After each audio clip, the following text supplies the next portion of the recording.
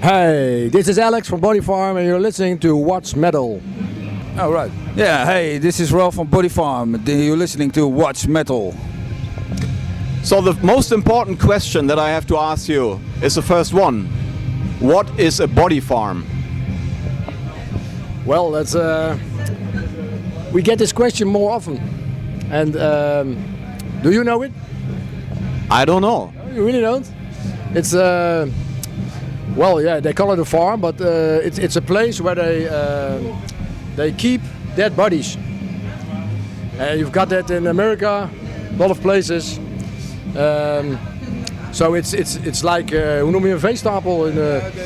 They put it on the ground and do research and decomposing for the bodies and that kind of. Oh, I saw a documentary about this, but I didn't know that it's called a body farm. Yeah, that's a body farm. Yeah. Een lijgenfarm. Een lijgenbouwerij. Een bouwer? Nee, een bouwenhof. Lijgenbouwenhof.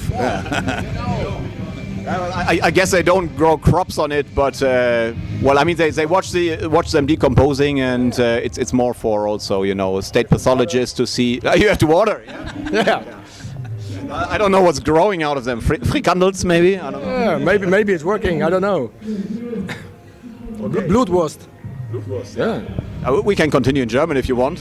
My Dutch isn't very good actually. Now I understand that there is a certain link to death metal also, yeah, like corpses and metal. That makes sense, yeah.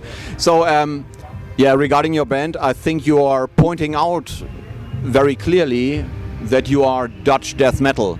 So what is specific about Dutch death metal? What would you think? How would you describe that? Good question. We get from a lot of fans. You get the same line. So yeah, you guys in Holland can make the best death metal. We heard also a lot of times, and I don't know what it is, but I guess there's a specific rawness and catchiness in the Dutch death metal. Maybe it's in the songs. I think in the type of writing the songs, how you write, how you compose it, and how you catchy. I think it's catchy and very straightforward, in your face. Yeah. And rock and roll is also hearing in the music. I think that's also important. I think. Yeah. So I mean, if I would have to describe it myself, yeah, I would bring this up as well. Maybe this kind of like more like these punishing beats that you can orientate along, yeah, within the songs, like you would have, like even starting with Pestilence initially, yeah. Well, I mean they had a lot of thrash influences still in the early days, but obviously Asphyx and so on, right? Yeah, the doom side of the Dutch metal, I think, and yeah, we have maybe more up-tempo stuff, I think. Like you have Gorefest, the old from the old bands, and. They have all these clear, straightforward songs with yeah, it's well crafted. I guess it's different. It's different, but it's hard to explain. I think. But for you, it's the punch. You said for you it's the punch. Well, yeah. I mean, you guys brought up catchiness in a way, and I think that has to do with it as well. Because you have a certain punch, a certain rhythm, or whatever, or a pattern that you can recognize. Maybe also together with the sound, it has this gritty, dirty sound that you also find in your music, and I find it's fairly easy to figure out if it's kind of like, if I could say it like this, traditional Dutch death metal, right? I can recognize it pretty much immediately compared to US or Swedish, for example. Okay. Yeah. I think you've got these three, you pointed out now, you've got American death metal, you've got Swedish death metal, and you've got Dutch death metal. And the Dutch is maybe less known, but it's as clear as the other two, I think, in style. Yeah. I think actually, I mean, we are probably deviating a little bit, but compared to the German scene, the Dutch death metal bands that started it never wimped out in a way as well. That gives it also more continuity compared to Germany. Let's say, the early bands that we had, maybe Morgoth and Atrocity. At a certain point in their career, they fucked up. Yeah, they completely fucked up. Yeah, but the Dutch death metal bands probably never did that. You could argue about Gorefest maybe, but apart from that, I don't think this ever happened. Yeah. No, but they evolved fast, but still with class, I think. But it was not everybody's taste. But what you say, it's like Morgoth and Atrocity had a very heavy change style in the 90s. And Dutch death metal bands, no, they don't do that. You're right. You're right about it. I think you lost your virginity with this band in 2010, I believe, right? So you released your EP back then, 2009 even. Yeah. So if you think back back to that date, what are your memories of that? How did that feel to have that thing in your hands, and what was it like? It's a strange question for us both because I joined the band in 2014. And he's in the band from 2020, I guess, 19. Yeah, so we were not in the band from the beginning, so I can't tell you how that felt. But now it feels like our band, you know. And from 2014 on, I think we evolved in a great way, and we're still evolving. And we've got a new record now. It's coming out next year, and still proud of it. Every single album.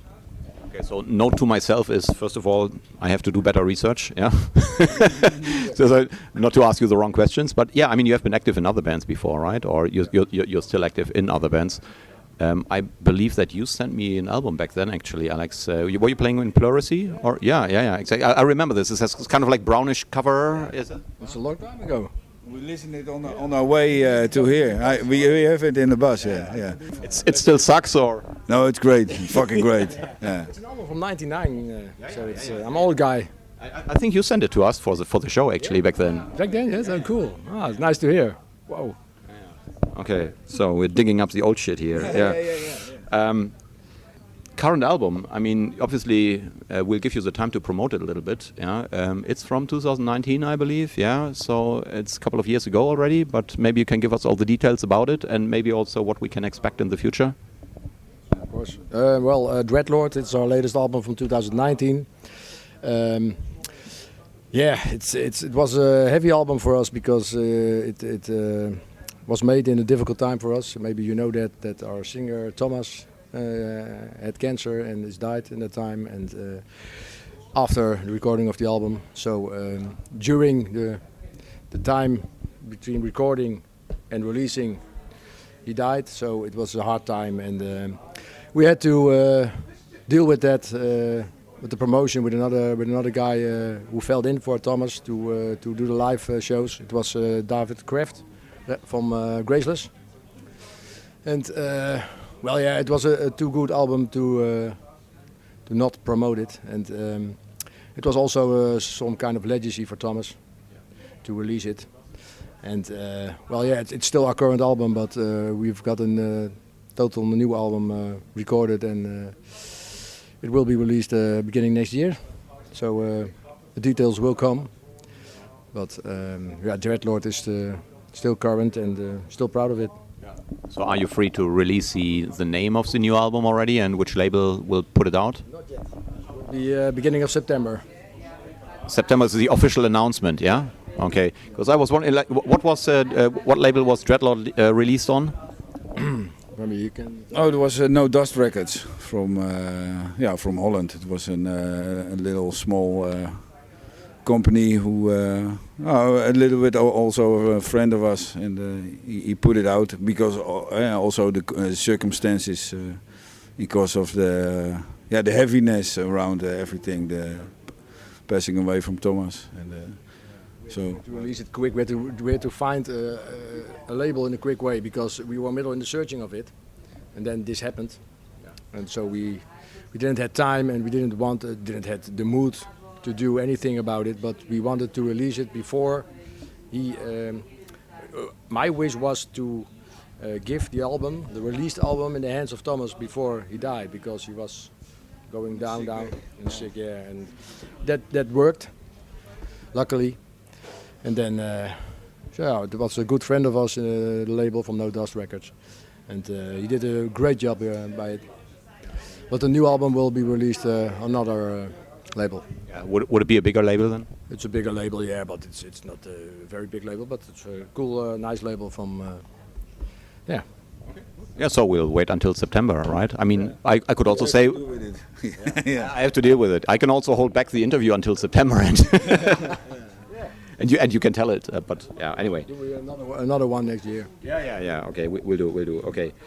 So, I mean, within the Dutch death metal that you play, what do you think? What are the boundaries to your sound?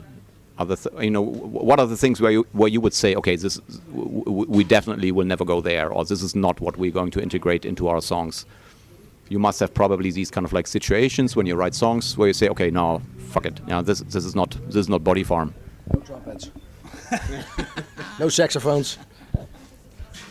No, yeah, we just write, but we write we keep in mind what our sound, what we think BODYFARM has to sound like. But there are many ways to explore, So if somebody has a riff or an idea that is totally not like BODYFARM, but it fits in the arrangements, why not? It's cool. We like a lot of different styles. We like death metal, thrash metal, death metal, but we both also like US metal very much, heavy metal, the old stuff, prog metal. So but it's not to put in our band sound. We play really death metal. We play Dutch death metal. That's it. And we sound like BODYFARM when we write the songs together with the four of us. Even I came in 2019. Alex and Bram. And Bram is an original memories from the first CD. He's in the band, and that's why it sounds like BODYFARM. And there's always a watcher somewhere from, hey, how is this? And is this BODYFARM? Okay, and that's a very natural process. It's not something you can wat je kan afmachen. Je kunt het niet afdwingen, afmachen. Yeah. To force it. You can't force it. Sorry, it's fucking hot. But you can't force it. And it had to be natural, and it has to feel good for everyone. And, so. And never forget the speed, the tempo. Yeah. Okay, so I mean, you guys have been in the scene. Well, I'm not necessarily with BODYFARM, but since a long time, right? So you know it inside out. I mean, from an artist's point of view, obviously things have changed, in terms of, let's say, how the media operates, how the industry operates. But also maybe this affects ambitions. I mean, if you compare yourself as a young musician to where you are now, have ambitions changed or the goals changed in a way? For me personally, not really. I think I still have a lot of fun doing it, and my goal was always doing nice shows and have fun with some guys around and make cool music, release albums. I love the studio work. I like creating, but I also like this kind of trips when it's a little bit less warm. And but no, my goals aren't changed. I just want to have a good time, and when everything is arranged well and we can do this kind of shows, it's good for me. Of course, you want to make a step back. You don't want to get back, You want to get forward. Yeah, want to evolve. So, but it hasn't changed a lot. Yes, when you release your first album, you're in heaven. It's when you hold it in your hands. It's a feeling you never get anymore later. Every album you release, it's nice to have it in your hands, but the first one, it's always like a baby. It goes for every musician, I guess. What are your thoughts on this? No, I think that's the strength of BODYFARM at this moment. The four of us, every in person, has the same direction to go and the same how do you say it, instelling. Yeah, we all want the same. And we all have the same drive to do it and to work it out. So what Alex says compares with my beliefs for going forward. And let's rock. And that's the way, yeah. So one thing that is very obvious if you see a BODYFARM album somewhere at the stalls is that it is death metal just from the cover artwork, I find.